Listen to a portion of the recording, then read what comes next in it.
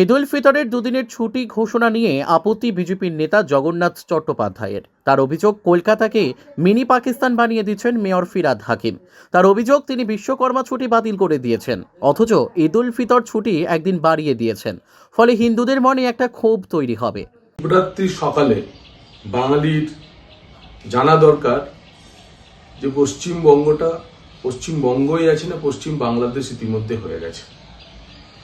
কলকাতার মেয়র জনাব ফিরহাদ সুরাবর্দী হাকিম, যিনি তার নিজের বিধানসভা ক্ষেত্রকে মিনি পাকিস্তান বলেন, দাওয়াতে ইসলামের কথা বলেন, অন্য ভিন ধর্মীদেরকে ইসলাম গ্রহণ করার কথা বলেন, সংখ্যালঘুদেরকে, মুসলমানদেরকে জনসংখ্যা বাড়িয়ে সংখ্যাগুরু হয়ে যাওয়ার কথা বলেন, তার আমলে এবার কলকাতা শহরে বিশ্বকর্মার ছুটি বাতিল করা হলো এবং বিশ্বকর্মার ছুটি বাতিল করে কলকাতা কর্পোরেশনের স্কুলগুলিতে ঈদ উল ফিতরের ছুটি দুদিন করা হলো।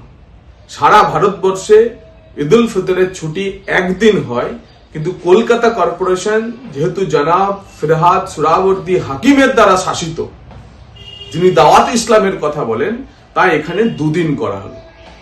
কলকাতা কর্পোরেশনের হগ মার্কেটে অবস্থিত কলকাতা কর্পোরেশনের এডুকেশন ডিপার্টমেন্ট বা শিক্ষা দপ্তরের এই বিজ্ঞপ্তিটি প্রত্যেকটি সনাতনী বাঙালির হৃদয়ে ঘা দেবে, মনে অশান্তি সৃষ্টি করবে। কিন্তু তারা এটাও মনে করতে পারে যে রাজ্যের মুখিয়া মাননীয়া অমৃত কুম্ভকে মৃত্যু কুম্ভ বলতে পারেন, তার মেয়র, তার প্রিয় ববি কলকাতা কর্পোরেশনে বিশ্বকর্মার ছুটি বাতিল করে ঈদের ছুটি দুদিন বাড়াবেন, সেটাই তো স্বাভাবিক। সনাতনী বাঙালি ভাবুন আমরা কোন পথে চলেছি।